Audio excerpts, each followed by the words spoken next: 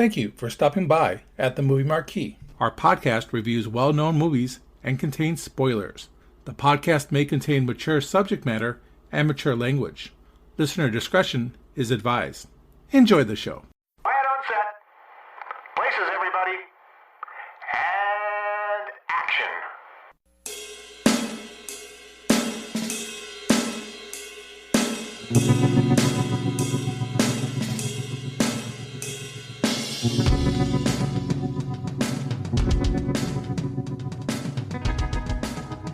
Welcome, everyone, to the Movie Marquee. Today's movie that we will be reviewing is the 1973 release, The Way We Were, starring Robert Redford and Barbra Streisand. We're going to be featuring the director Sydney Pollack in our next 4 episodes. I am your host, Eric. This is one of my favorite directors and my choice. And you think you're easy? Compared to what? The 100 Years' War? And I have Ken and Ted. What's going on, Ken? Because you push too hard every damn minute. There's no time to ever relax and enjoy living. Everything's too serious to be so serious. Yeah, no, I agree. What about you, Ted? The trouble with some people is they work too hard. Well, I don't have that problem. I'm lazy as they get. Yeah. All right. Well, Ken, tell us some of the particulars of this movie. What do you got?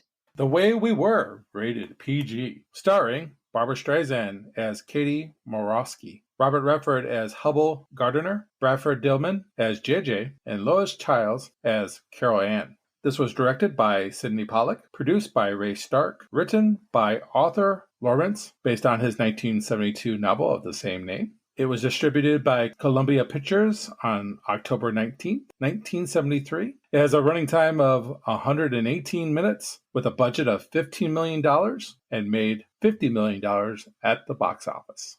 Very, very cool. What did the critics think of this movie?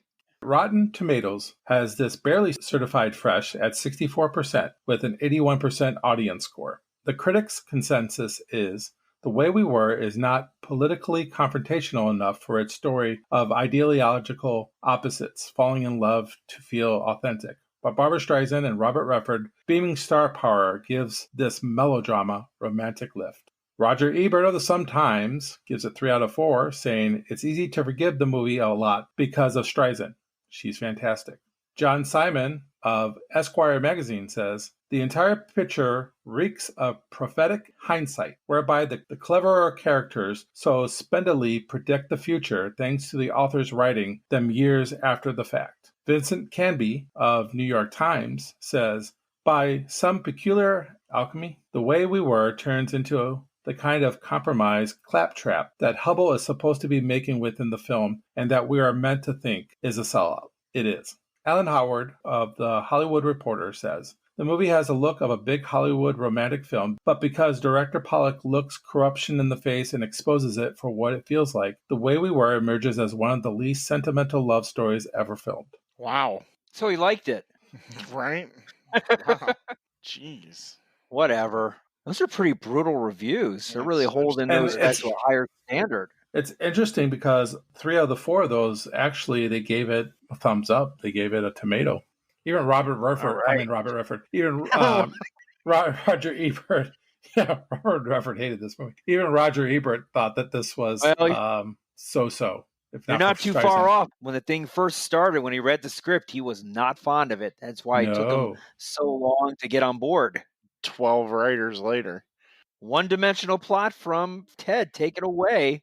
The Way We Were is a love story about Katie Morosky, played by Barbra Streisand, and Hubble Gardiner, played by Robert Redford. They first meet in college, where Hubble is a rich, all-American boy, lettering in a variety of sports and effortlessly making good grades.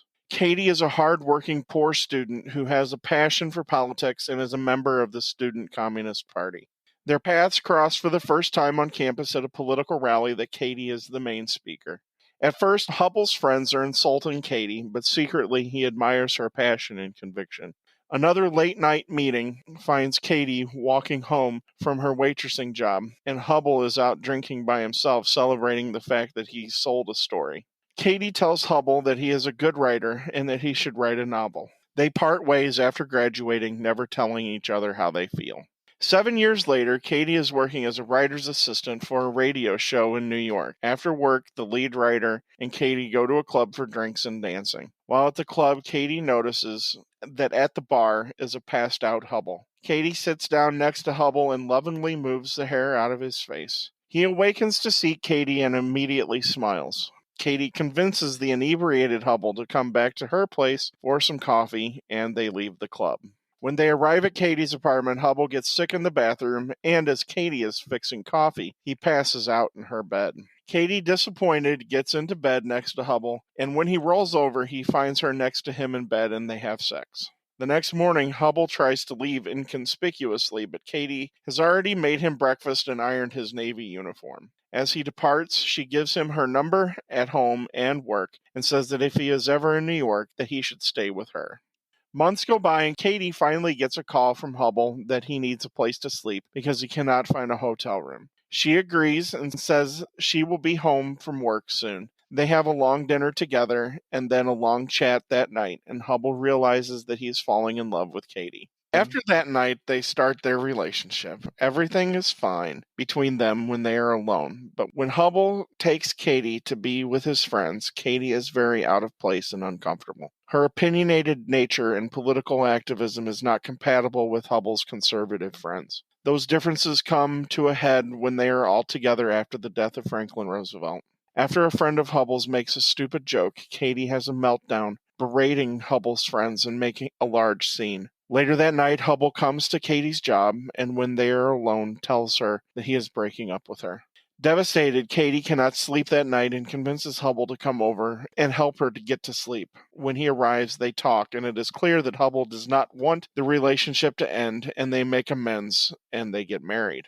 Hubble and Katie go to Hollywood because Hubble's first book is being adapted into a movie. Katie believes that this is beneath Hubble's talents, but she relents. Hubble easily adapts to being a screenwriter and living the Hollywood life. While living in California, Katie reveals that she is pregnant. In addition, while they are in Hollywood, the McCarthy-era hearings are occurring, and many people in the movie, TV, radio business are being blacklisted for being communists, or they are testifying in secret on their fellow industry workers. Katie, still politically motivated, does not take this in stride and goes to Washington, D.C. to support the Hollywood 10. A group of industry people that have refused to give names or answer the questions of Senator Joseph McCarthy, leading them to be fined and jailed for contempt of a court proceeding. Katie's actions do not reflect well on Hubble and jeopardize Hubble's career and standing in Hollywood. Frustrated and angry, Hubble has an affair with an old college girlfriend. When Katie finds out, they decide that it is best that they divorce and go their separate ways, even though they are still in love and have a child on the way. Hubble stays with Katie long enough to support her during the birth of the baby, but then he leaves.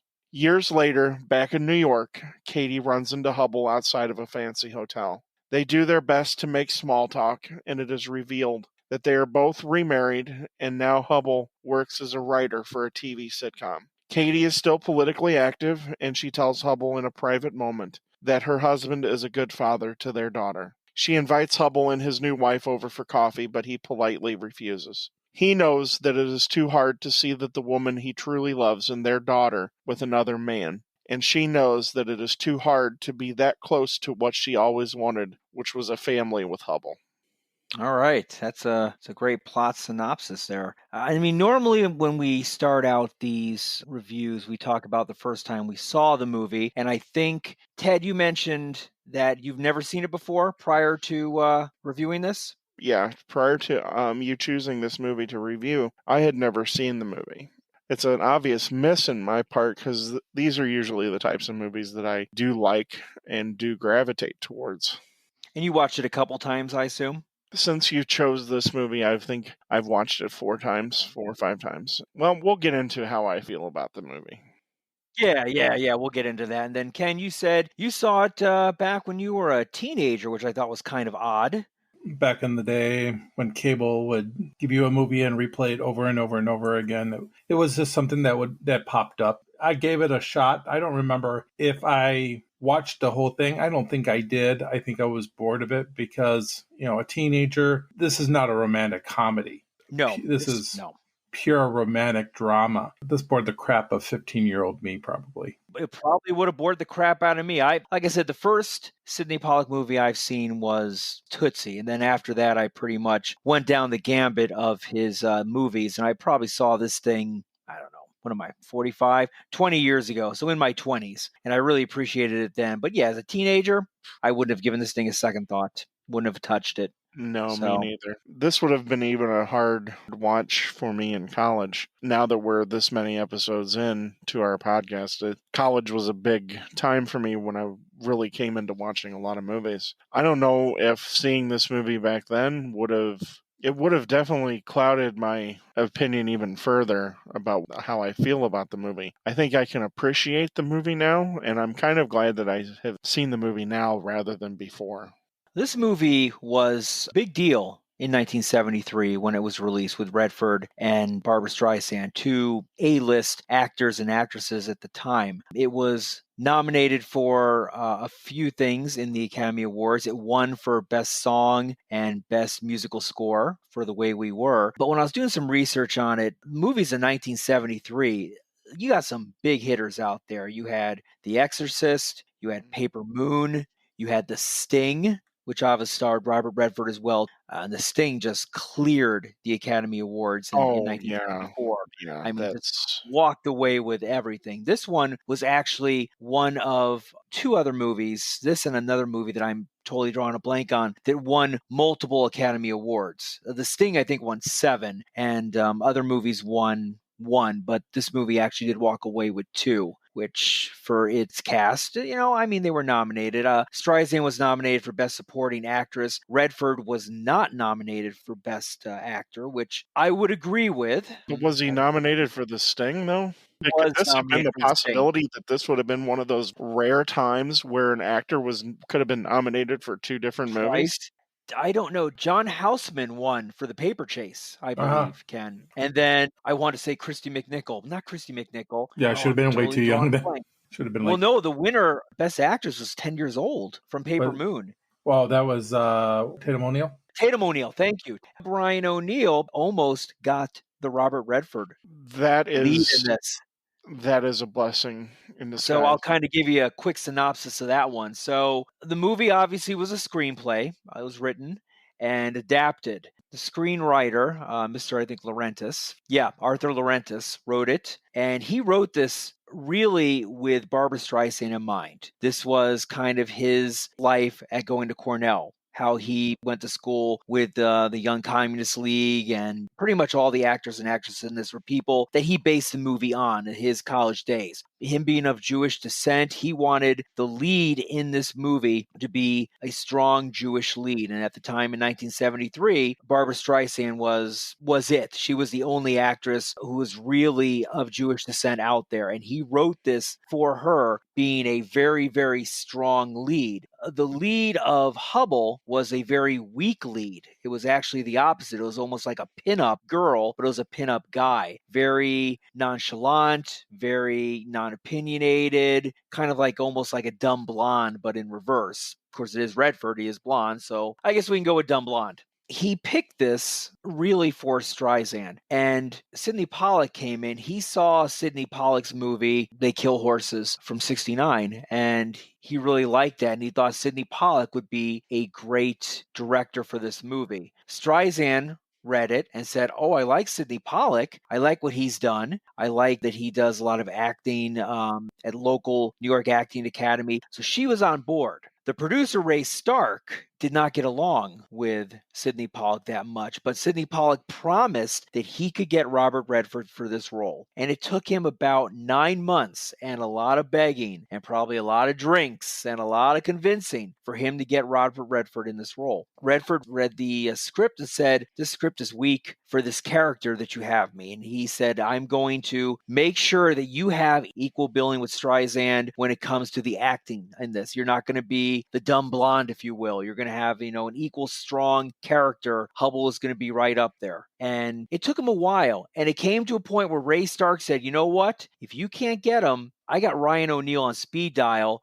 and he's willing to do it. And none of us are really big Ryan O'Neal fans. We've talked about him No. in the past and how he kind of weasels his way into this. And one of the things that stopped him from weaseling his way into this is he actually had a relationship with Streisand that ended earlier, I want to say in 72. And they kind of were on the outs. Lawrence thought that, well, if I get Ryan O'Neal, there's going to be some tension between these two, that they're not boyfriend and girlfriend anymore. So he was really going for Redford. And let's just say, I thank God that Redford got the role and not Ryan O'Neal, because I just cannot see Ryan O'Neal in this role. Had the role maintained its original intent, As a weak sub character, whereas yes. he's a weak person who really doesn't have any intelligent thoughts in his head, Ryan O'Neal could play that in his sleep, because yes, he could.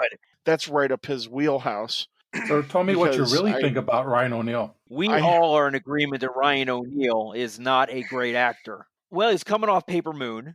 Had Love Story not done what it did, Ryan O'Neal wouldn't have had the opportunities that were afforded to him. Let's be perfectly honest. That movie made him, clearly. Yeah. Clearly made him. Because it was one of those super hits that nobody really saw coming, that shot him into the stratosphere. Doing research for The Way We Were, there was intense pressure on Pollack on this movie to turn out a hit, because Columbia Pictures was failing. So the amount of pressure that they were under, I think, might have clouded a lot of the decisions that ultimately came to the movie and how ultimately it was cut and what scenes were cut. You also had 12 different writers have their fingers in this pie. Two of the most notable, of course, are Dalton Trumbo, and who we'll talk about later. And Francis Ford Coppola even had his fingers in this as well. Think that pressure that they were all under, or especially Sydney Pollack and then the producer Stark. Well, even with Laurentiis, he walked off. His screenplay was nothing to what he thought it was going to be. And he's like, you know what? I'm out of here. And he only came back later after, I guess, a good chunk of cash was thrown at him. But even then, he said it was okay, but it wasn't great. So then Sydney Pollack goes in and he edits it, and it makes it a much better movie than the original cut was. But I think that there was some stuff that was left on the floor that would have made this a more palatable movie. It could have been more impactful, because we'll get into some of this stuff, because this movie was the first movie to tackle the blacklist, and that can't go without being mentioned because of how the importance that it has. And the end cut result, it almost plays as a backdrop rather than, wow, tackling one of these That was intentional. Yeah. That was intentional. It was a backdrop. That was intentional verbatim words from Sydney Pollack. He did not want the Red Scare. He didn't want politics. He didn't want anything to that effect to play over the love affair of these two people. So it was intentionally for lack of a better word, a subtle backdrop to the movie. Is that a mistake? No, I don't think that's a mistake. Well, here's the thing. I think that it might have hurt the end of the movie. I know that we'll be discussing at length the end of the movie, but I don't think we ever understand the gravity of the situation that Hubble found himself in. He's having to make a decision about either his career or his wife, because he's going to get tossed out of Hollywood. The movie never tackles exactly how big of a decision that he had to make there. I think it backs off on that. So I think because in the beginning they try to show that he's worried about his self-image. He thinks that he's that somebody's going to find out that basically he's not who he's portraying to be. And I think his image is very important to him. I think they show that from time to time, but by the time you get to the end, it's not a major factor, and we're left kind of like, what just happened? Well, it's a different time. By the end of the movie, you're in the 1950s. The Red Scare is gone, and now it's back to normal. There were a lot of scenes on the cutting floor that unfortunately would have given a much better segue to a lot of the scenes that we're talking about. His career, obviously, him leaving his wife while she's pregnant.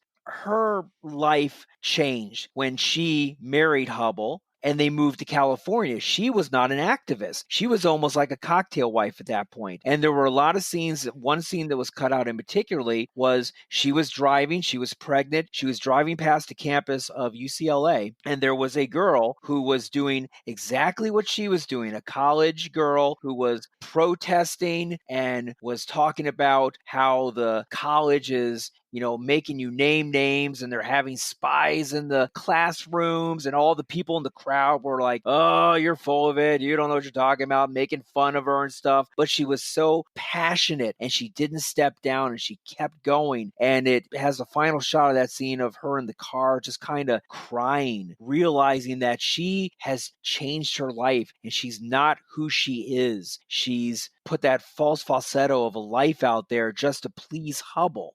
Right. That She's scene not was taken stayed out. true. She has Yeah. not. And that was right before she goes to Washington. That was one of the scenes before Hubble finds out that she's going to Washington. That would have been a scene that really could have been a seamless transition. There's a lot of little scenes like that. And what I was speaking of about the gravity of the situation, there's another scene that I found that it's a dialogue between Katie and Hubble where he tells her that someone ratted her out to the McCarthys. And It was Woods. right. But then in this conversation, he reveals that having a quote unquote subversive wife, it's clear that unless she would inform and give other names, that he's going to be fired. That lets the stakes be known that, one, she's been found out and somebody's ratted on her. And if she doesn't talk, it was her then best friend in college. Yeah, he's going to get found. Yeah. He's going to get found out. James Woods' big role. I think this movie's badly edited. To be honest with you, Al, she will go into conversations about the bad jokes they're telling at parties. But we never hear these bad jokes, but she comments on them. And how are we supposed to react to what she's commenting on when we didn't even hear it? I feel like the editing in this movie, to me, wasn't that good.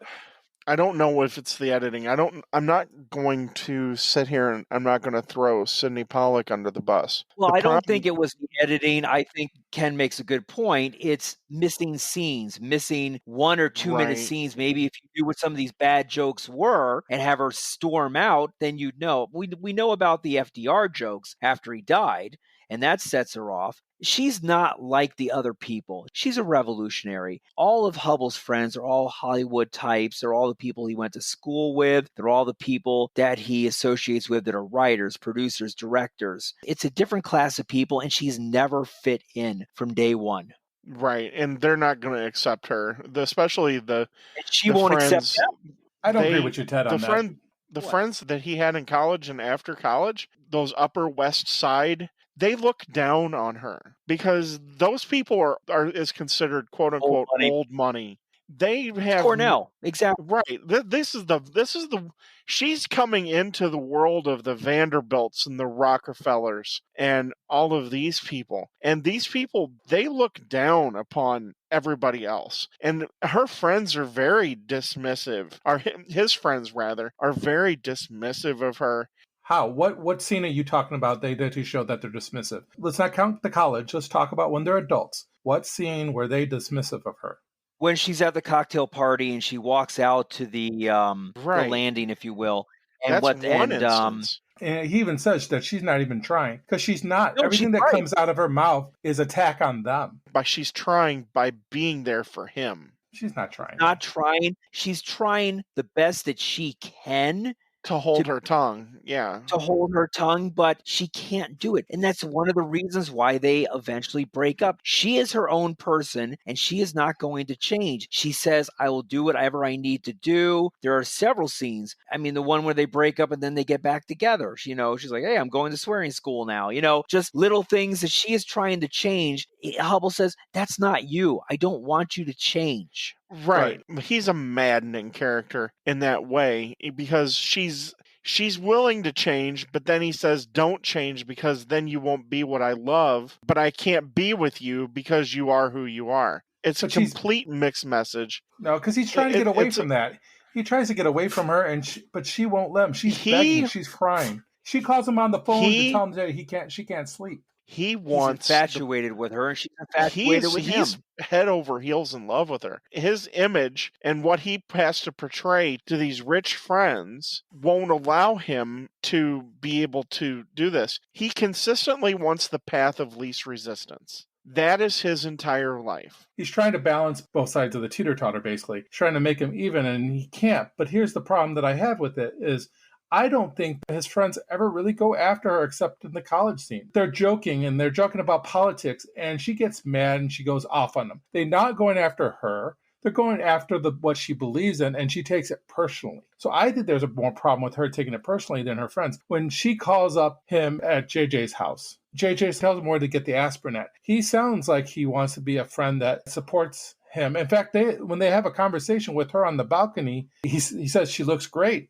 She looks different. It sounds like he's like happy for her. I don't know if he's saying that because he's not dating his ex. The ex is clearly jealous. Oh, yeah, the ex is completely jealous. I think his best friend, JJ, I don't think JJ is at all at any time, going after Katie at all in this Even when movie. they're broken up, he's not. No, I mean, even when they're both drunk on the sailboat, he tells Hubble losing Katie would be, I can't remember exactly how he puts it, that would be a great loss. He comes around, but he also sees that Hubble is not living up to what he should do. That's his wife now. And I understand that's a difficult decision. Essentially, he's going to be ostracized. He's going to be blacklisted because of her.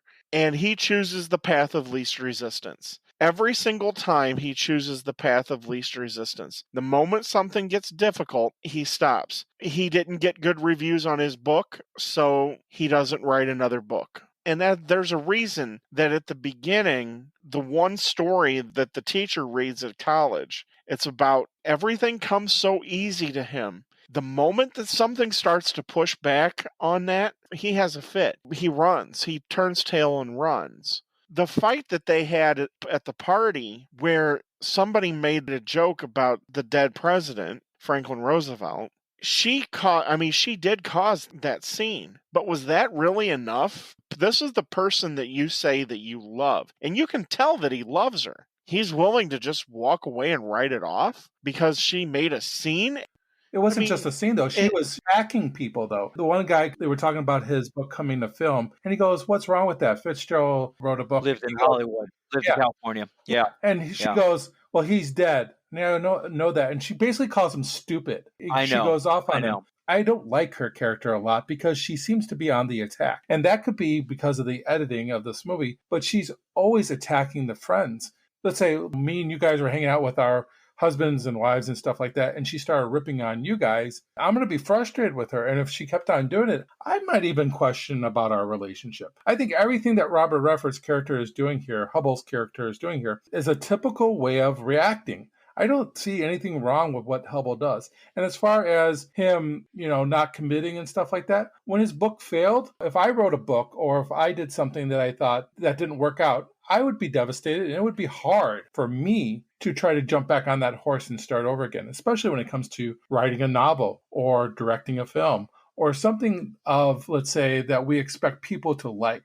It's easier when we have jobs, when our job is at a desk. That's different than, let's say, writing a book, producing a film, or whatever, or even acting, because there's millions of people that are going to judge you. And I think it's unfair to kind of say that he is wishy-washy, because I think his character is a little bit closer to your average Joe. Ken, I think the scene culminates when they go to Washington, D.C., and Katie is punched out in the crowd. And then they're whisked away into this room that looks like it had like catering stuff in it. And she is making her argument, and he plays his cards on the table at that point, and he flat out says, you know what? In the end, it doesn't matter. Everything you're doing doesn't matter. So what he's really telling her is, Katie, all your protesting, all your activism, everything, what's it going to do? 5 years in jail? We're going to go back to the same shit we had 5 years ago. So what he's telling her at that point, and I think it really goes downhill from there, is everything that you have done in your past, in your life, with all your protests and activism, as I admire you for your strength, but he just boils over at that point and says, you know what? Nothing's going to change. She wants him to move to France and let's all be happy. And he wants to be in California. And she said, fine, let's do it. We'll go to California. And she realizes that she is pretty much not the person who she should be at that point. She's not being true to herself. And that's definitely her fault. Her other fault is the one time that Hubble actually says something that's actually true is she puts on rose-colored glasses big time for him. Because I think, Ken, I Yes, think you're very at the end, your last statement is exactly right. He is not all that and a bag of chips. He won the genetic lottery, essentially what happened. Because I don't think he's I don't think he's that good of a writer, but she thinks that he's the next coming of, like you had said in that scene, F. Scott Fitzgerald. She has these rose-colored glasses. Like he says, when you love something, whether it be Lenin or Stalin or me, everything is wonderful. And I don't think that he is all that. I think that he's very mediocre. He knows it, and he can't live up to her expectations. I think if there's a major flaw between the two of them, it's her expectations of him. Because he can't live up to that. I don't know. I don't know if I agree with that. Okay, when he writes that first book, she tells him what he does wrong. She says that he holds back, and this is his character in general. He sits on the sidelines and watches people from afar. He doesn't get into the mix. But he does write another novel. He does get Hollywood offers. He does end up eventually being, was it a TV sitcom writer? Remember, in her eyes, that's all negative. Exactly. She doesn't want him to be a successful Hollywood writer or television or radio star. She thinks he's selling out. Right. But I'm going to disagree with you. I think he is talented because, like we said earlier, he's kind of been given the genetics, and he's good looking, he's athletic, everything comes easy to him. But it doesn't mean that he isn't talented. Just because he's got all that going for him doesn't mean that there's any talent underneath him. I just think he's very mediocre. I think he doubts that. Why is he mediocre? Because he writes for a sitcom? He's not mediocre. No, Ken is right. He's very talented, but in Katie's eyes, his talent is being wasted. Right. He wants to be a writer in Hollywood. But he's unsure of himself. But he doesn't have the 100% support of his wife. And because of that, he is doubting himself a little bit. I think he's got a lot of support from her because I think that's what ends up bringing them together. She changes her life for him. Yeah, it's not support, it's love of her husband, and she is willing and did change her life to support him. But in the end, it was paper thin. It wasn't real support. Well, she was hoping that he would change. You know what it was? It was when he came back and lived in her apartment because there was no room at the hotel. She told him about his book and how wonderful a writer is. And she fed all this, I believe in you, you're the best thing in the world. I don't think he ends up with her unless she says all that stuff. I think what puts the nail basically on the coffin, what starts this relationship in that direction. Nail on the coffin. There you go. Coffin. Yep. What starts this relationship, though, is her faith in him. And that is something that he needed and he was drawn to. I think without her putting him on that pedestal, I don't think this relationship moves any further. I think he walks away. And he loves her passion. The title, The Way We Were. Yeah, he loves her passion. He doesn't feel passionately about anything. Anything at all. He has no passion in his life whatsoever. And she feels things. Here's the thing. The thing that he said to her that really hurt was what you had mentioned, Eric, was when he said none of this is going to matter. That means nothing's worth fighting for? I don't buy that. And maybe I take that a little bit too personally because I've had that exact thing said to me on many different occasions throughout my life that it's just not worth. Nothing's going to change. What's it worth? Because of things, how I feel about many different things. So therefore, I'm supposed to just go through life and not have a passionate opinion or feel passionately about something. That was a very hurtful statement. It was almost vindictive coming out of his mouth because he can't feel any way. That statement was clearly one of the more defining statements in this movie. That was a scene shifter. That changed the whole scenario of the movie. Look at it this way. You have her building him up. He's now in Hollywood. He now has a career. And now she's saying, that shouldn't matter either. And so you're talking about passionate. I think he's excited about where his career is going. I think his passion is in that. He has passion for her too, but now she's like, because of all the stuff that's happening with accusing, was it the Hollywood 10, what they were talking the Red about? Scare. The Red Scare. Red Scare. You know, McCarthy or that all came out, and basically Katie's character reverted back to who she was before the relationship. That fired her up. She realized that she's an activist. She's like, I can't believe this is happening. She's changed. That one scene I talked about at UCLA, it was such a poignant scene. It should have been kept in there. And then after that scene is when she goes to Washington. It played so much in the movie. Well, it was inevitable. I don't want to say that she knew what was going to be coming down the road, because nobody really foresaw the McCarthy witch hunt coming. But it was almost like she kind of knew or felt something that was coming, because the bottom line is she knew that she was part of the Communist Party, and she knew that being in it, if he took a position in Hollywood, that there's a possibility that was going to come back on him. And I think that's why she wanted out of Hollywood, personally. I don't really have a lot to back that opinion up, but it seemed like she never wanted to be there in the first place. It was because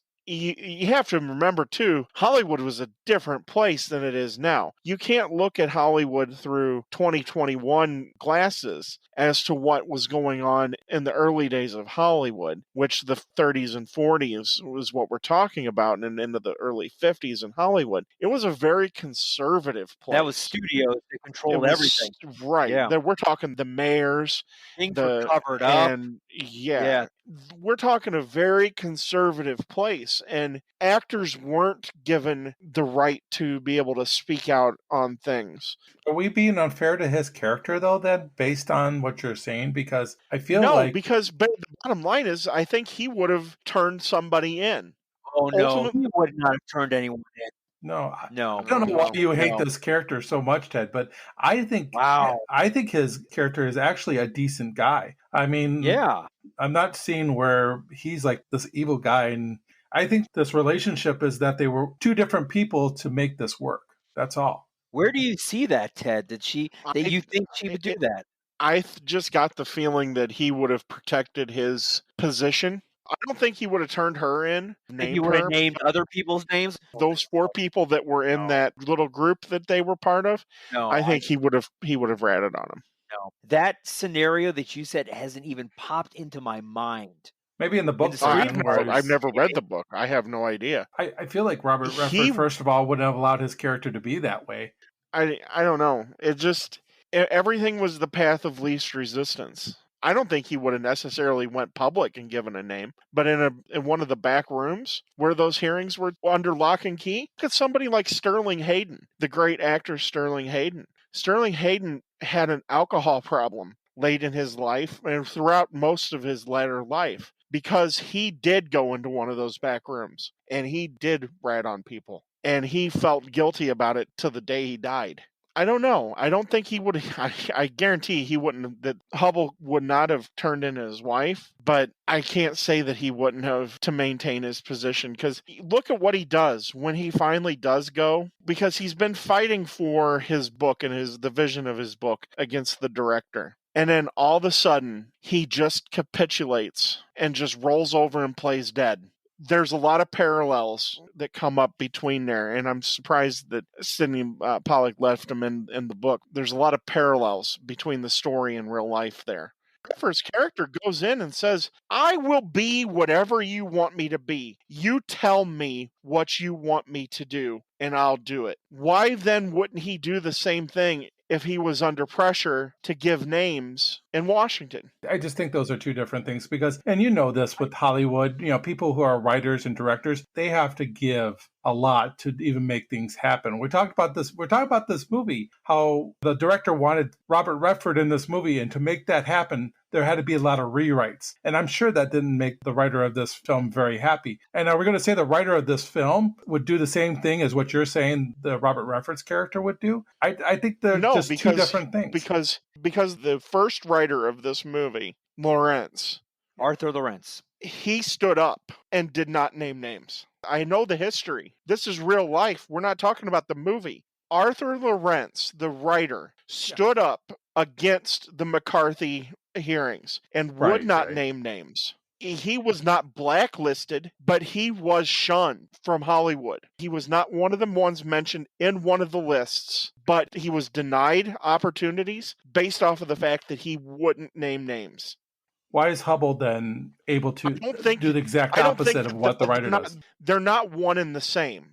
I think that there are scenes that are parallel to real life. I don't know if we've mentioned different sentences being excluded from the movie, and then the same thing happens in the real movie. But whereas Lawrence fought for certain lines and then they were excluded, kind of like what Hubble does, I don't think that Hubble is a direct facsimile of Arthur Lawrence, because the actual screenplay was originally written for Katie to be the be-all end-all, because Arthur Lawrence had a friendship with a lady at Cornell that was just like her. Hubble was never meant to be a character, so I don't think that they would have... But your argument was that because he caved in on what he wrote for the film, that because of that, he would sell out other people. No, he went into the room with the director and his best friend, and any integrity that he had was gone at that moment. He sold out. So the writer did the same thing?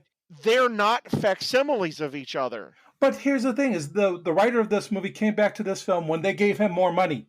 He left. We're talking about Robert Redford's character. I understand that, but you're trying to make parallels between real life and the movie. Because you're saying why can I not use that parallel for a guy who sold out this film because he got paid more money? He came back to try to rescue his actual screenplay. Only because he got more money. After 12 other... Well, he was dismissed. He quit. I don't think he was dismissed. What Eric, was he dismissed? No, he quit. He walked off. It's the egg. You're fired. I quit. Exactly. That kind of thing. So basically, if you're going to make a parallel here, I guess Arthur Lawrence walks into that meeting with Stark and Pollack and says, "No, I'm not giving up." Whereas Hubble's character walks into that same situation and he turns over and plays dead and sacrifices all of his integrity. No, I'm just saying that neither one has anything to do with the other. The only reason why I'm bringing that even up is because you're saying Hubble is going to sell out his friends in order for him to keep his job. He sold out his own integrity. He tried to walk away from this relationship. He knew that there was going to be problems. She forced the relationship. Right, like everything else in his life, it got a little bit too real. He had to walk away. He was right. But he didn't want to. Hold on. Yes, he did. Hold on. Ken is very passionate for a movie he doesn't like. I like this. Exactly. This is very good. You should give it an A+ just on your passion alone, Ken. I'm impressed. You really are holding your guns on this one Hubble topic that I think is pushing 40 minutes, which is really cool. The one thing that I would say on this topic here is we mentioned that everything came very easy to Hubble and that he gave up when things got tough. But the one thing that stood out, it's very hard for you to walk out on your wife. And it's very hard to walk out on your wife when she's pregnant. And it's very hard to say to your wife, I will stay with you until the baby is born as a courtesy, but then I'm gone. That's one thing that no matter how you think of Hubble as either being gifted, not gifted, a sellout, everything comes easy, talented, what have you, that one thing alone is probably the hardest thing he had to do in his life. He's pretty much telling the woman he loves that I am taking my career over our relationship at this point because I think our personalities are just not going to mash together. Like Ken said, I don't think she forced him back into the relationship, but she put a lot of pressure on him. And his love of her, he couldn't stay mad at her, and they went back. But it came to a certain point where she said, I can't do this anymore. And I think she realized that you're right. We can't do this anymore. We need to go our separate ways. And it's summed up in the line, can you at least stay with me until the baby is born? And it culminates in the ending of this movie, which we will get into. Do you guys still want to argue about whether Hubble is going to sell out to the Red Scare, or can we move on to something else? Of the passion. That whole walking out, I can't even fathom. And maybe that's also, too, part of, you asked why I don't like him. There's a lot of reasons I don't like him, but the whole idea that it was okay to walk out, just to not have anything to do with your kid. Just be able to walk away. Maybe that's a 40s and 50s thing. I don't know. But that is the most cowardly thing. I almost feel like that's what she wants. I don't Yes. really. Yes, that's what she She wants. That is she yes. wants him to have no part of his daughter's life. No, she doesn't want that. I think she realized, and again, this is more scenes that I don't know if they were cut out or if they were never even produced, directed, or acted, but there is a huge gap here between that, will you stay with me until the baby's born when she's in the hospital room, to the time they meet in front of the Plaza Hotel in New York. There is a couple years there where I think we should have known a little bit more backstory. We don't really know what's going on in all Going those on. years. She's Nothing. gotten remarried. He did not get remarried. That girl, and if you notice that final scene when she sees him and she waves and she walks across the street, he never introduces her name. That's his girlfriend, not married, but he is so infatuated with her. He almost like, she's not even in the picture anymore. I'm focusing on you. Your girl's kind of cute. You can invite her, out to drinks. Not like, hey, what's her name? We don't even know the husband's name. Is he a good father? That's all we know. It's because they still love each other. The movie culminates with one of my favorite scenes that ties this together. When she meets him in the bar and he is asleep at the bar, and she walks up to him and goes, oh, that's Hubble. I went to college with him. And she walks up and she moves his hair. At the end, same thing. When he walks up in the street at the Plaza Hotel, it all boils down to those two scenes. The She way says, we were, the way we are. I like what they do at the end, though, because she says, next time, why don't you come for coffee? And he says no. And he kind of gets choked up. He does. He gets extremely choked up. He Well- realizes he screwed up. He's like, I can't go back for a second or a third time just to screw up. Well, she's married, first off. What are you going to do? Yeah, You I have an mean, he affair really with her? comes out and he asks, is he a good guy?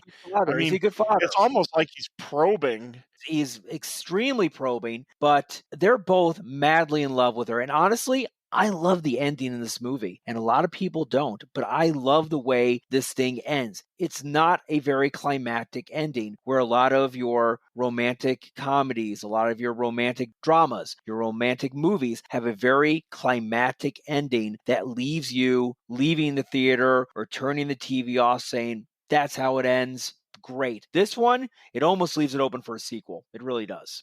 Barbara Streisand actually had wrote a sequel for this movie, Right. but Robert Redford did not want to do it. He liked the way it ended and felt that it ended just like that and didn't need to move on. So I agree with him on that. I do We too.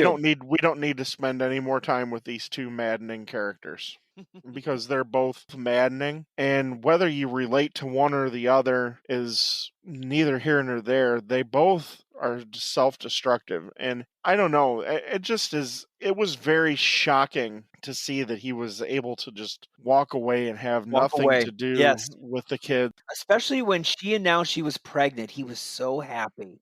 Right. And that whole time during the pregnancy, he was like the glowing father. He was so thrilled just to walk away. Just to cut ties. And how do we know that's all him, though? Because to be honest with you, it's hard to have two dads. How do you know that it's all him? Where does it say in this movie it was all his decision? There's a lot of times where the wife doesn't want the old father to have anything to do with it. Think about this. You brought this up in the past where she called him on the phone and pressured him and begged him to come back because she was so in love with him, and they tried it and they tried it. I think they reached a point where he just made the final decision before she did, thinking we're going to end up in divorce. Things are just going so downhill. He made the call. Was it a good call? No. But he made the call. I'm ending this marriage. I thought it was pretty shitty of him, obviously, not to want to be in his daughter's life. Seriously, that's horrible. And I don't know if that was in the screenplay, to be honest with you. But in the hospital bedroom, when, she says, I want to name the baby Rachel, he says, no problem. Cold. He's cold. I made the crib. Wow, great. Made the crib. The tears coming down her eyes. But at that point, she really could have said, Hubble, can't we make this work? This is our child together. Why can't we make this work? She realized that, you know what? I love this man more than anyone on earth, but we are two people that are just unfortunately not meant to be together. He could never accept her for who she was. And she could not accept him for who he wanted. She couldn't accept him accepting mediocrity. let's say he stayed, what would that relationship look like from then on? Would there be a lot of trying to get back together and a lot of separating from each other? And how would that affect the daughter? You made a good point about the daughter, but the thing that Ted said regarding the Red Scare, there are scenes that are not there where we needed more information, but the way the movie is made, it almost sounds like he chose his career over his wife and child, where he did not want to be blacklisted. He did not want to be kicked out of Hollywood or to lose any future opportunities. The movie made it seem like I'm choosing my career over my wife and child. And I think that the Red Scare is over, obviously, when they meet at the plaza. He's It's probably doing the 60s, isn't it? Or at no, it's least the late 50s. No, it's 50s. the Late 50s. It's 50s. mid 50s, I believe. TV is kicking off, Right. and he's doing cheesy live sitcoms, which is Right. the complete opposite of what she's doing. She's active. She's an activist for banning the bomb. Ted brought up, we're confused what era we're in and what decade we're in. My problem with this movie is this is a 40s, 50s movie that feels like it's set in the 1970s. It doesn't have a late 40s, early 50s feel to it. In fact, I think the scene at the end there, I think it's in New York. Yes, the plaza in New York. It's the Yeah, Plaza Hotel. the street lights there weren't even put into the mid 60s. Wait. Street lights in New York Yeah. City in the mid I- 60s? Yeah. And I'm just saying, Sydney Pollack is not worried about how authentic this looks as far as being in the 40s and 50s. Yeah. My main problem with the movie is that when this movie started filming, Robert Redford was 36 years old, and we're supposed to believe he's in college. He doesn't look like Right. any of those college kids, any of his friends. He does not look like any, and she was 31 when they started filming. Right. I love Robert Redford. I think he's one of my favorite actors. But as I'm watching this movie, and I've watched it several times, I'm looking at the supporting cast of friends and people on the campus, and I'm like, he's not 21, 22, 23, and he doesn't look it. He's 36, 37 at filming. So street lights, you kind of have to just really, now we're just kind of. I'm just saying it doesn't have a feel of late 40s, early 50s. I felt like almost every scene that I was in, I couldn't say what decade that was from. Usually when I watch a period piece, I feel like I'm back in that period. Well, in this movie, I did not feel that way.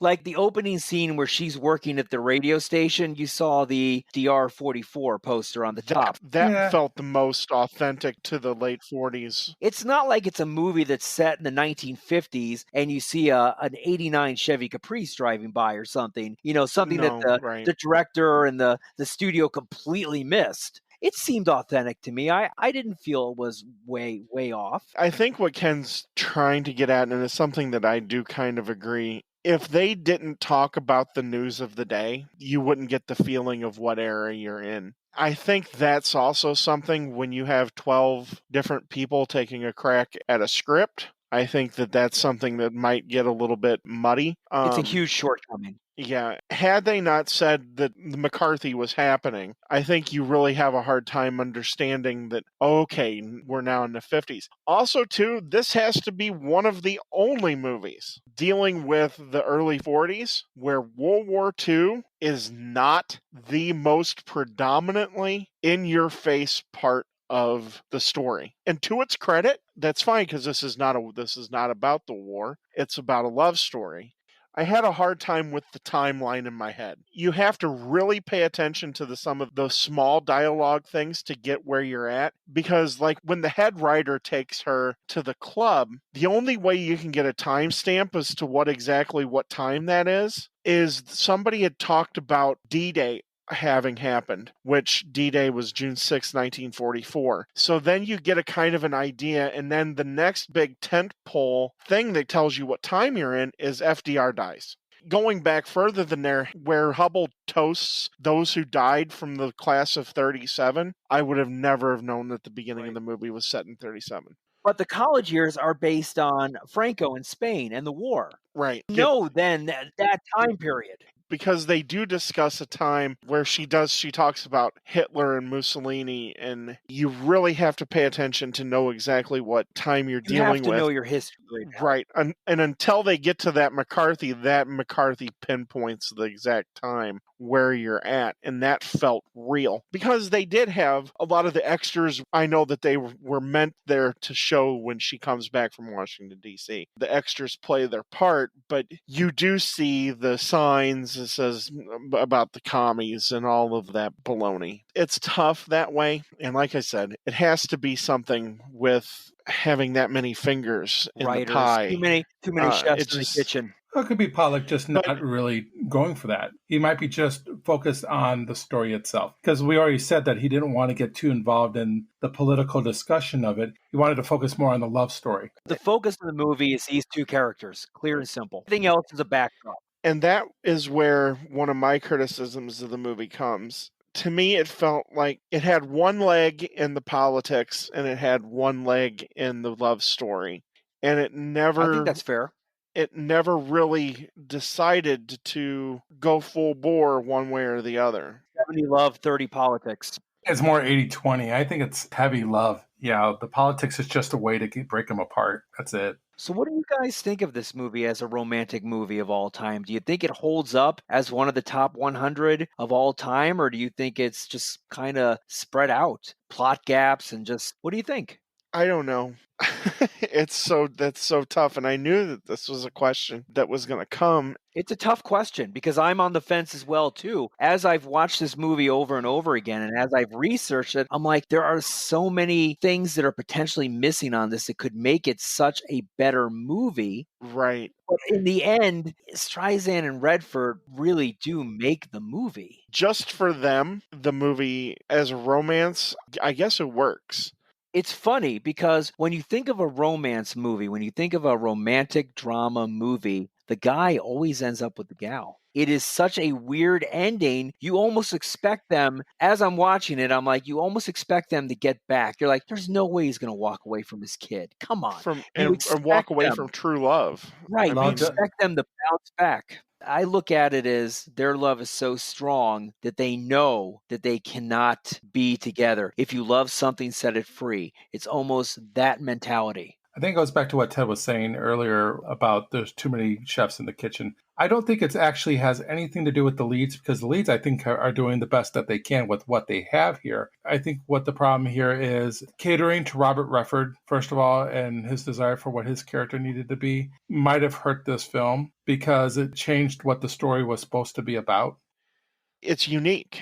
Not very often do you see a love story like this where she's the aggressor. We're talking about a time in the late 30s, 40s, and 50s where we don't think of that happening. But of course, we know real life happens. And of course, that probably happened quite a bit. As being depicted on the big screen, it's very unique that way. That's a gutsy call for whoever came up with the idea where she essentially knows he's drunk and gets in bed naked with him. Yeah. She knows what she wants, and she wants him. I think she fooled herself for wanting what she wants because when it all happens, she's crying because of the fact that she thinks now he doesn't know who he's with.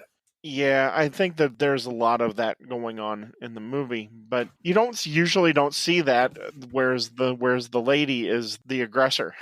And not in 1973 when the movie is made. I mean, it's right. That movie was catered, like I said, catered for her, and the rest of the movie was made around her. Her role was set forth from the beginning. Her role never changed. She's awesome in this movie, and she is so pretty in this movie. Mm-hmm. I don't find her attractive at all. With Barbra Streisand, I think she did a great job with this, but I think I don't like her character. I think because her character is so in your face, if you're going to joke about politics or anything like that, you are a horrible person. I think that was a turn off for me. And I liked her more when you got into the middle of the movie and she kind of relaxed a little bit on that. And then when she came back to being what she was at the beginning, it just reminded me what I didn't like about her. But I think her performance is very, very good. And I think giving her a Best Supporting Actress nod is a slap in the face. Why isn't it a lead actress? That is an odd choice. I'm going to double check that. Because if that's the case, that's horrible. Oh no, she was nominated for Best Actress in a Leading Role. So let's talk about what we thought about this movie. We've really talked about this whole plot. We've talked about the characters. We've had some pretty intense conversations about how we feel these characters play out. And I want to really see what you guys think of this movie. Let's start off with Ken, because Ken was very passionate in this conversation. So I am really, really intrigued to see what he says. So this movie is kind of a little hard for me to judge, grade. I will say the first time I watched it, couldn't wait till it ended. The second time I watched it, I felt a little bit better about it. Maybe because I was familiar more with the characters and I was a little bit more invested, I guess, the second time around. But I do think the editing is bad. I think the acting is great, but I think Too Many Chefs in the Kitchen has made it hard for me to really like this film as a whole. I'll probably lean on a C on this movie. I don't hate it and I don't love it. I probably, if I watched it again, I probably would go up to maybe a C plus. The actors in this movie saved this movie for me to the point where I do think it's rewatchable, but it's not something that I'm going to search for. If it showed back on TCM or something, down the road, I might watch it again just to see how I feel about it at that moment. I'll be sure to get it on Blu-ray just to piss off your wife and you, so you can add it to your collection. What did you think, Ted? This is interesting. This is the first time since we started doing this podcast that I came into a movie not having any idea what my grade was going to be for the movie. Which is so surprising that you've never seen this movie. That blows my mind. Partially because I hadn't seen it, but even as late as when we started recording earlier, I came into the recording not knowing what I was going to give this movie. It's a very unique situation that I found myself in because I'm torn a lot on this movie because I want to like it. I love Robert Redford and I love Barbra Streisand. I think they are absolutely wonderful in this movie, without question. But the movie has some issues that I can't overlook. The issues that I can't overlook are the fact that parts of the movie seem disjointed from the others. And the only thing I can attribute it to, because I know Sydney Pollack is a good director, the only thing I can attribute this to is the fact that we had 12 people running around with the script. That is not a conducive way to making a movie, even though this movie ended up being nominated for Academy Awards. The movie is rewatchable through all of that. I don't know if it's a movie that I will seek out and go back and rewatch. I probably will. I'm still deciding how I feel about the movie. In my personal opinion, I think you have to see a movie more than 4 or 5 times to have a really good idea of what you feel about a movie. But I didn't walk away from the movie feeling happy. I walked away from the movie feeling like, wow, that kind of hurt. And I typically don't gravitate towards movies that do that. But I think at the end of the day, I have to give this movie a C+. Because of the disjointed problems that the movie had as far as the writing. And had we talked about a few different scenes that had they been left in, we're talking about a B movie, at least, hands down. Because I think it ties the story a little bit more together and makes it a little bit more coherent. So that's where I'm going to fall. I don't fault Sydney Pollack because I think he produced a movie that the studio wanted. And the studio wanted a hit. He got a hit. Barbra Streisand had a number 1 hit. Her first number 1 hit for The Way We Were, the song. And it got an Academy Award win for the song. The studio got what it wanted. Is it an all-time love story? That I don't know. We'll have to come back to that at another time, I think. I appreciated this song in The Naked Gun 2.5 with Priscilla Presley singing it. Just throwing it out there. That's the first time I remember hearing it, actually. So nice. Well, it's my director.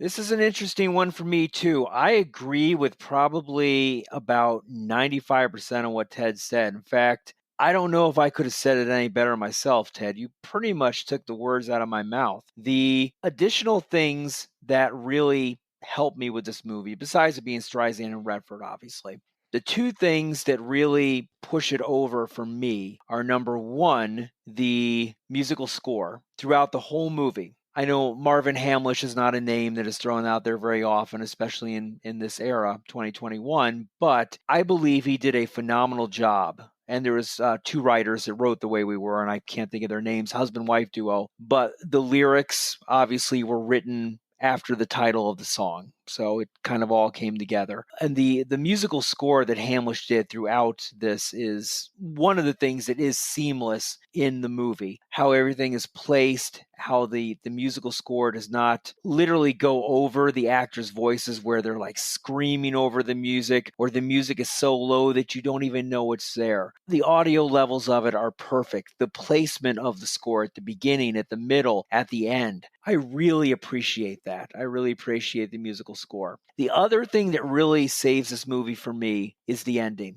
A lot of people don't like the ending of this movie. A lot of critics, a lot of actors, a lot of actresses, a lot of people do not like the ending of this movie. For me, I think the ending is perfect. I like the way it ended. The way that it built up to it is questionable. There's missing scenes, there's gaps, there's information, there's stuff that is questionable that really does not make the movie a nice, seamless flow of a love story. But I did like the ending. I like how they shot the ending. I like how it ended. That was icing on the cake for me. I did not want this movie to be a climactic boy gets girl, girl gets boy ending, everyone go home's happy. I think the way it ended for me is the way this movie should have ended, just based on the title, The Way We Were. So for me, because of those two things, the score and the ending, I give this movie, and this hurts for me to do it, but unfortunately it's a B-. Tier. It is a tier. This is an early movie for Sydney Pollack. I mean, he made a few before it, but this is still early on. And there's a lot of pressure, like you said, Ted, put on the studio by Columbia to really put out a hit. And with that star power of Streisand and Redford without a real supporting cast, let's be honest, your two people are Streisand and Redford. The other people, honestly, are a little bit forgettable in this. Oh, definitely. And even if in a whatever stupid alternative universe, the pressure would have even still been there if it would have been Ryan O'Neal and Barbara Streisand too. Let's be honest, as much as we dislike Ryan O'Neal, he was right up there with Redford in status. The demands from the studio wouldn't have changed one bit. I think we can't discount that at all. And that's star power. It's almost impossible to have a bomb. People are like, Ryan O'Neal or Robert Redford and Streisand, I'm going to go see this movie. Come on. Right. Especially if it's Ryan O'Neal, because they're thinking, oh, it's like Love Story. It's going to be another love story. Which Love Story obviously didn't have a great ending either, but, you know. I think you guys hit the nail on the head with the observation of, I would say, a weak supporting cast. I think weak written supporting cast. I think if you would have had a couple more characters, when Harry Met Sally, we talked about Carrie Fisher and Bruno Kirby and them elevating the movie. They didn't have a huge role, but when they were on screen, they had a meaningful role. They're integral into the story. And I think if you had their friends being a part of that story, I think this would have been a little bit better. I'll say it again. 12 people. Yep. 12 people. 12 angry men. And let's be honest, Columbia really doesn't care who's writing the thing. As long as the dollars are there, they want that thing out. They want it in theaters. Let's get it out there. If it even looks halfway decent to Columbia, they're on board. Yep. I think you said it made $60 million. And that's $60 million in 1973 dollars. That's $50 million. You're still looking at modern day $100 million. Easily. If not more. And not to mention the soundtrack. It was a number one song. So you've got residuals from that. It was a mega movie. And, honestly, if that movie might have been made in a different year, maybe plus or minus a couple years, because there were so many great movies out that year. So many. You had Love Story, like we just been mentioning Love Story a number of times here. Love Story kind of set the tone for the 70s romantic movie. So I think everybody was trying to copy off of that and have that similar success, which to me, and I've said this a number of times, for me, the 70s are kind of a low point in motion pictures. They're still great movies, don't get me wrong, but I think as a collective whole, the 70s don't match up with the other decades. Well, I don't know about that. That's just my opinion. Two of my favorite movies are from the 70s. No, Jaws and Close Encounters. Yeah. For me, Jaws and Close Encounters. But The Godfather. I mean, Yeah, no, there's great movies in there, but because if we look at romance movies, I mean, romantic comedies were kind of the thing in 40s, 50s, and In the 60s. But in the 70s, the romantic comedy I felt like got lost because they focused more on the romantic movies instead of romantic comedy. They didn't know how to transition out of the Doris Day and Rock Hudson movies. Exactly. Like Pillow Talk and Lover Goodbye, and yeah. I think that's why the 70s are kind of hard for me because I do see that transition not really happening well in the 70s. All right. Well, on that note, we're going to wrap this up. Our next podcast, we're going to be reviewing the 1975 release, 3 Days of the Condor, a political thriller. So complete opposite of this one. But the one thing in common, it has Robert Redford and Faye Dunaway and Max von Sydow and Cliff Robertson, but it's a political thriller, and I hope you enjoy it. Ted, where can the fine folks out there find us? Well, you can find us on Twitter. We are at movie_marquee with 2 E's. Awesome. And we'd love to hear from you folks. Where can people drop us a line, Ken? Well, we have a Facebook page. It's the Movie Marquee. You also can reach us at themoviemarquee@gmail.com. And feel free to also come to Anchor. That's where we record our podcast. And you are able to leave us a voice message. And if it's a fun voice message, who knows? We may play it in our next podcast. Yeah, whether it's positive or negative, we want to hear from you. Whether you like what you're doing or you think we all suck, we want to hear from you. So leave your message, and if we all like it, we might just play it on our next podcast. Make you famous. And don't forget to rate us and review on Apple or on Spotify. Or wherever you listen to your podcast at. Well, thank you everyone for joining us. We'll see you at the movies next time. This is Eric. Goodbye, everybody. See you at the movies. See you at the Movie Marquee. Take care.